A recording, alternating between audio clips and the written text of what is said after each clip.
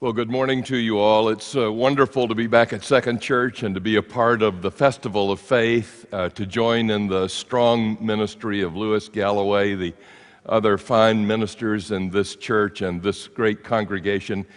From where I was sitting, I couldn't see the video, but just listening to it, how impressive the things that you're doing in this community. And I'm glad to be a part of it today. One of the fascinating things about the Gospel of John is that the writer of John likes to tell long narratives, to tell the story of Jesus in extended stories. Matthew, Mark, and Luke use shorter, more compact stories, but John expands the repertoire. In fact, almost the entire 11th chapter of John is given over to one story. The story of the day that Jesus raised his friend Lazarus from the dead. I want to read that story, but I'm not going to read all of it, just part of it, because, well, it's a long story. And it's a familiar story, and you know how it ends. Listen. Now a certain man was ill, Lazarus of Bethany, the village of Mary and her sister Martha. Mary was the one who anointed the Lord with perfume and wiped his feet with her hair. Her brother Lazarus was ill. So the sisters sent a message to Jesus, "Lord, he whom you love is ill." But when Jesus heard it, he said, "This illness does not lead to death. Rather, it is for God's glory, so that the Son of God may be glorified through it." Accordingly, though Jesus loved Martha and her sister and Lazarus, after having heard that Lazarus was ill, he stayed 2 days longer in the place where he was. Then after this, he said to the disciples, "Let us go to Judea again." The disciples said to him, "Rabbi, the Jews were just now trying to stone you, and you are going there again?" Jesus answered, "Are there not 12 hours of daylight? Those who walk during the day do not stumble because they see the light of this world. But those who walk at night stumble because the light is not in them." After saying this, he told them, "Our friend Lazarus has fallen asleep, but I'm going there to awaken him." The disciples said to him, "Lord, if he's fallen asleep, he'll be all right." Jesus, however, had been speaking about his death. But they thought he was referring merely to sleep. Then Jesus told them plainly, "Lazarus is dead. For your sake, I'm glad I was not there so that you may believe, but let us go to him." Thomas, who was called the twin, said to his fellow disciples, "Let us also go that we may die with him." When Jesus arrived, he found that Lazarus had already been in the tomb 4 days. Now Bethany was near Jerusalem, some 2 miles away, and many of the Jews had come to Martha and Mary to console them about their brother. When Martha heard that Jesus was coming, she went and met him, while Mary stayed at home. Martha said to Jesus, "Lord, if you had been here, my brother would not have died." This is the word of the Lord. Thanks be to God. Now, I stopped reading this story right at this point, not simply because it's a long story and a familiar story, and you know how it ends, but also because I want to fasten our attention on this very poignant moment in the story when the deeply grief-stricken Martha, the sister of a now very dead Lazarus, confronts the one person in the world she thought she could have depended on. When she says to Jesus, "Lord, if you had been here, my brother would not have died." We have to admit Martha's got a point. Already in the Gospel of John, Jesus has healed a man who was blind from the day of his birth. Already in the Gospel of John, Jesus has been to the pool at Bethsaida, where there was a man paralyzed for 38 years. 38 years, and Jesus said to him, "Pick up your bed and walk." And he did. Already in the Gospel of John, a desperate young father has come all the way from Capernaum to Cana in Galilee to beg Jesus to come back with him. "It's my son. I'm losing my son. It's my little boy. Come quickly. We're running out of time." To which Jesus said, "You go home in peace. Your boy will be well." And that very hour he was. We have to admit, Martha's got a point. "Lord, if you had been here, my brother would not have died." We understand the sound of being betrayed in her voice. Some of us understand it very personally. Many years ago now, when I was in graduate school at Princeton, I went home for the Christmas holidays, and when the holidays were over, I flew back to Newark, New Jersey. I was met at the airport by a classmate, and he had some tragic news. Another one of our classmates had gone home for the holidays, and at the Christmas dinner table, he began to feel a headache coming on.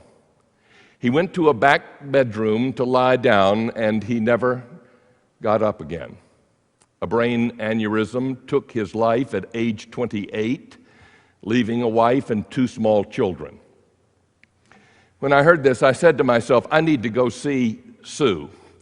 But I won't go now. She's got family around, and I don't want to intrude. When the family left, I said, I need to go see Sue, but I won't go now. This is the first moment of solitude she's had, and I don't want to disturb it. And I kept saying, I need to go see Sue, but I never went. I was afraid to go. It wasn't death. I had been a pastor already. I had done funerals. It was that death had never come so close, in one so near my age, showing my own mortality, that I'm running out of time. Several weeks later, I ran into my friend who met me at the airport, and I said, "How's Sue doing?" He said, "It's very hard, but she's doing as well as she can. I saw her last night. She asked about you."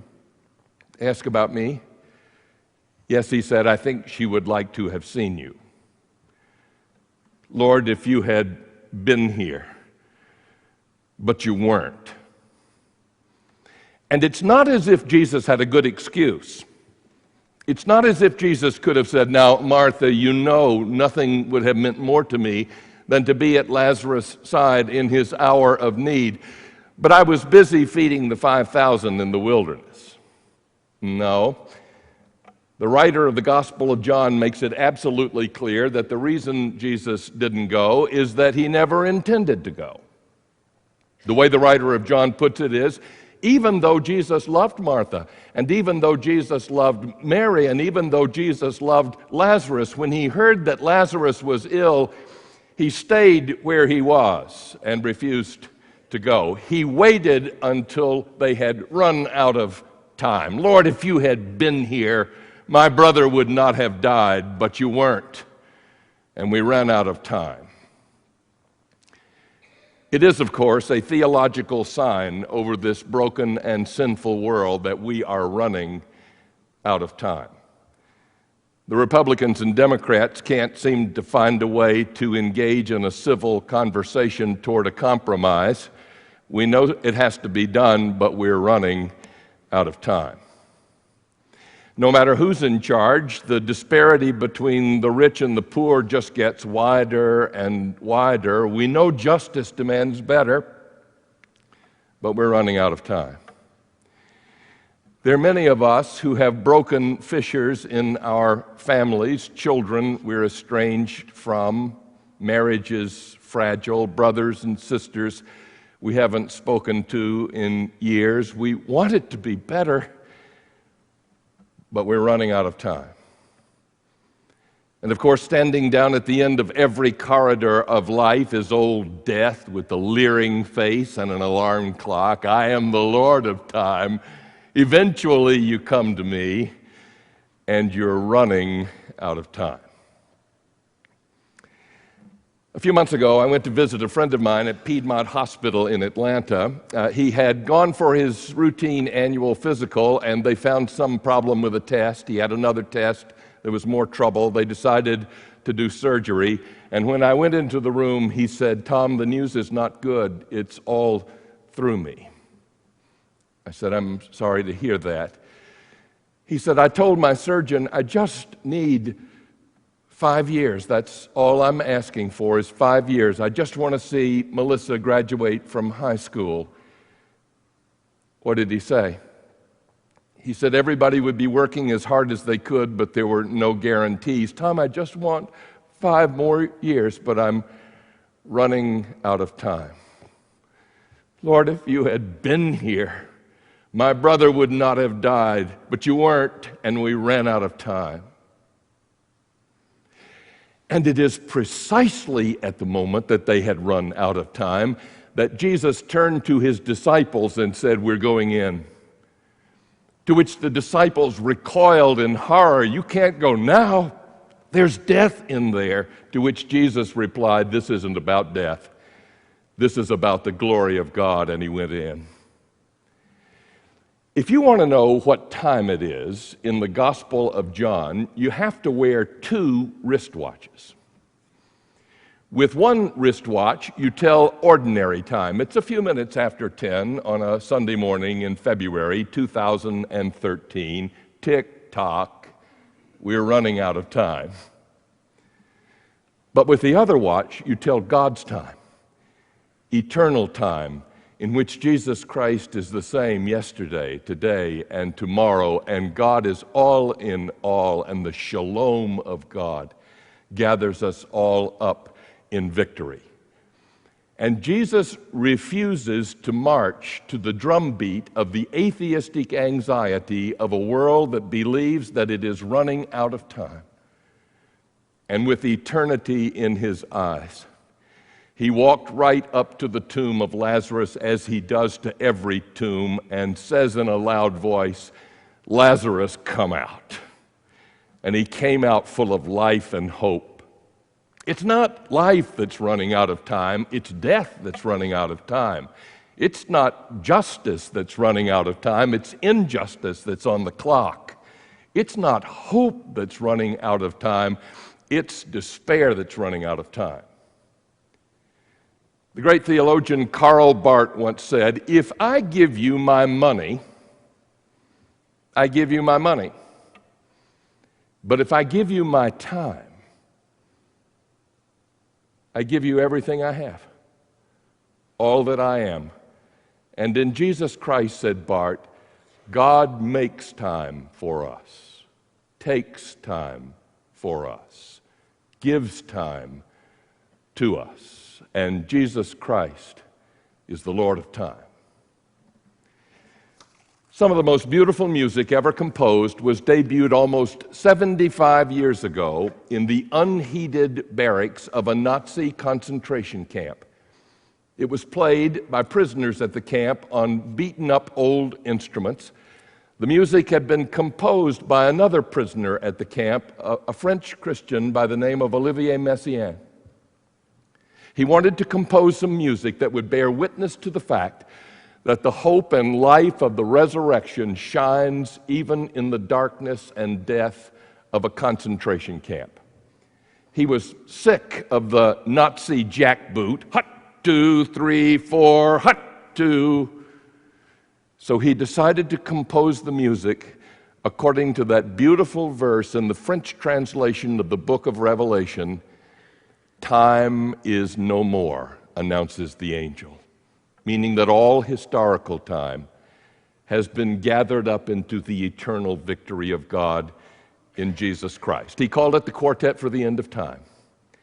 Well, how do you compose music that has no time? Well, the meters keep changing, the rhythms are irregular, the musicians cannot play in splendid isolation, simply counting out their parts.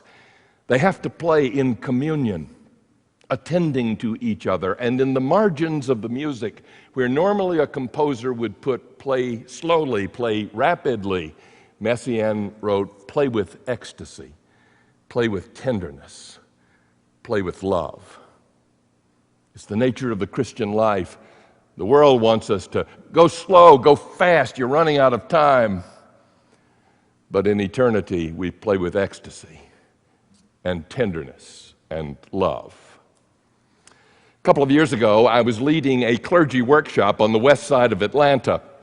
We had an afternoon off, and I didn't want to drive all the way across town to my office on the east side, so I decided to take the afternoon and get a haircut.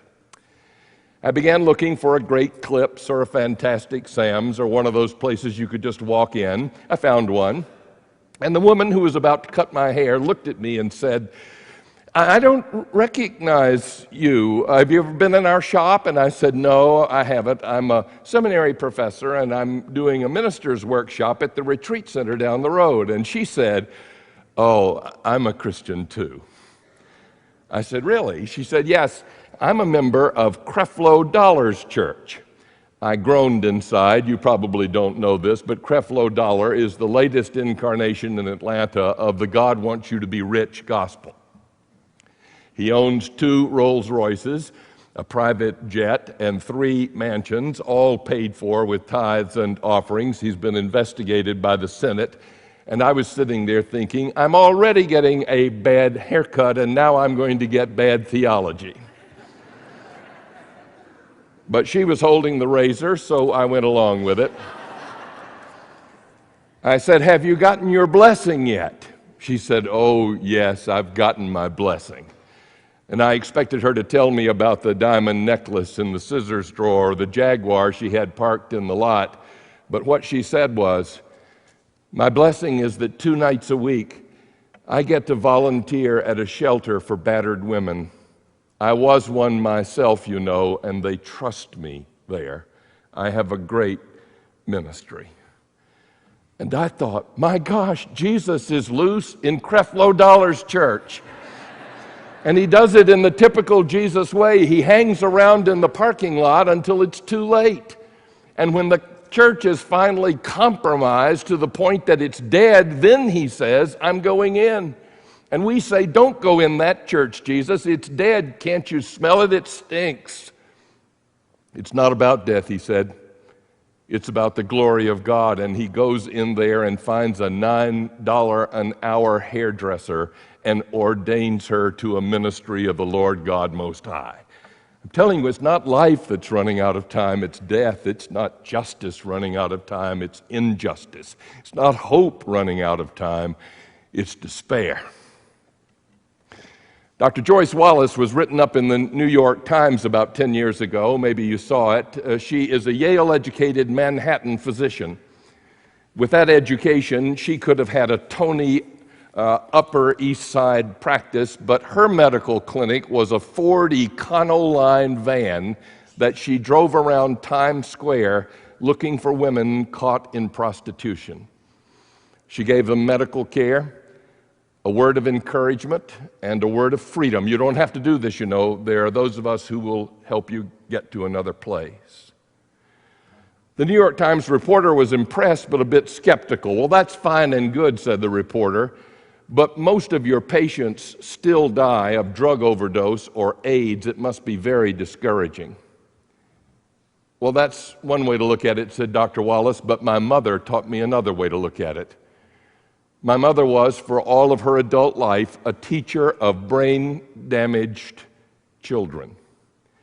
And she told me, Joyce, don't just look at the damage, look at the image. Don't just look at the damage that time and circumstance have done. Look at the image of God that eternity preserves." She said, "I learned it best one night when the PTA asked my mother's class to provide the program.